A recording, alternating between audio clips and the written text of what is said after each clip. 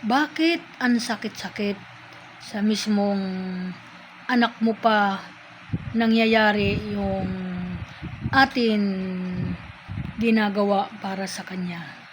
Na pag-message man lang, nagmi-message ang isang magulang na kahit kapirasong message lang o i-like man lang, hindi niya nagagawa. Bakit may ganun na nagtitiis ang isang magulang para nag-aantay ang isang magulang sa kasagutan man lang kahit kapiraso? Bakit ganun ang nararanas ng ibang magulang sa isang anak? Mayroon ba ngayon sa panahon natin pala na nagtitiis tayo na mag-antay ng kanyang message na kahit isang litra man lang hindi nakarating sa inyong magulang dahil sa ikinakahiya siguro siya sa kanyang kabuhayan.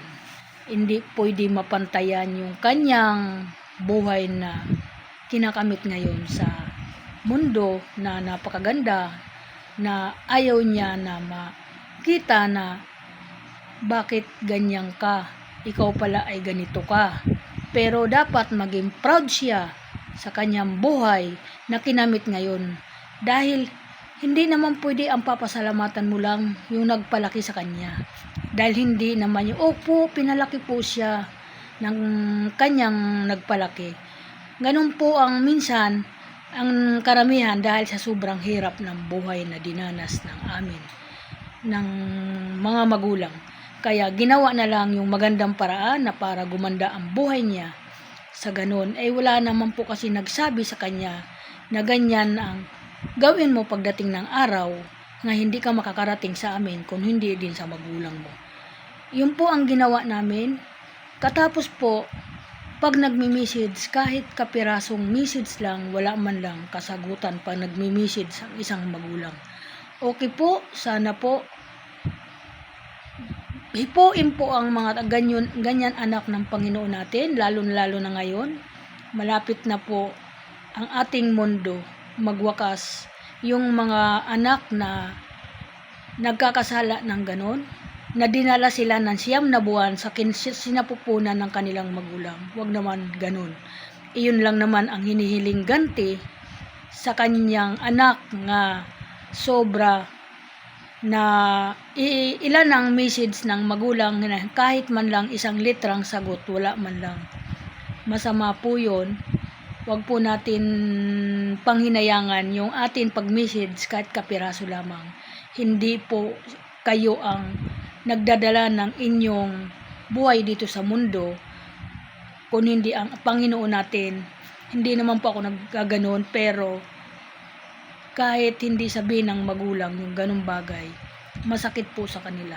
Tinitiis lang ang isang bagay na ganon sa isang anak na iniisip lagi, gabi-gabi, araw-araw, umaga't hapon, na nananalangin tungkol sa kanya na sana madagdagan pa ang kanyang pagganda ng kanyang buhay. Na ganon. Iyon po ang aking kahilingan po sa mga anak na naliligaw ng landas, dahil po sa sobra-sobra ang kagandahan ng kanilang buhay.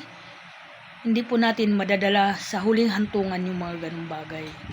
Sana po isipin natin, huwag tayong magsisi bandang huli, dahil iyon lang po yung aking nalalaman. Pasensya na po kung nag-video ako ganun, dahil pag dumarating sa Pilipinas, ni kapiraso man lang na salita, wala man lang, nandito ako ngayon sa Pilipinas, kumusta kayo? Wala man lang ganun. Wow, hindi ka magiging tao kung hindi ang magulang mo. Hindi ka magiging ganyan ngayon kung hindi ang magulang mo. Wala naman po ako sinabi na utang na loob mo sa magulang mo. Pero dapat isipin mo yon, may isip ka. Matalino ka kamo. Matalino ka na pinanganak. Lahat naman kayo ay matalino. Pero marami naman kayo magkakapatid. Pero iba na. Dahil alam ng Diyos na galing ka sa sinapupunan ng inyong magulang. Hindi ka galing sa iba. Ang nagkaiba lang, nandun ka sa ibang bansa. Na maganda ang buhay mo, pero ang pamilya mo hindi mo yan naiisip.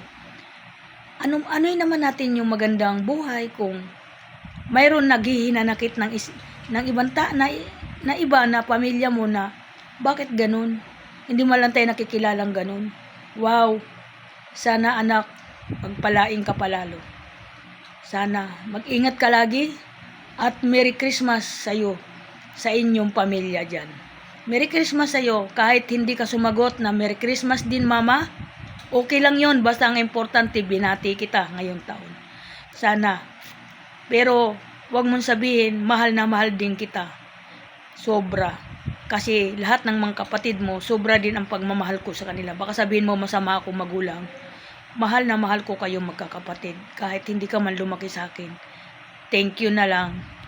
Merry Christmas. Merry Christmas sa inyo lahat yan. Lalo na sa mga apo ko na hindi mo man lang ipinapakita kahit anino. Thank you. Bye-bye. Ingat kayo. Thank you.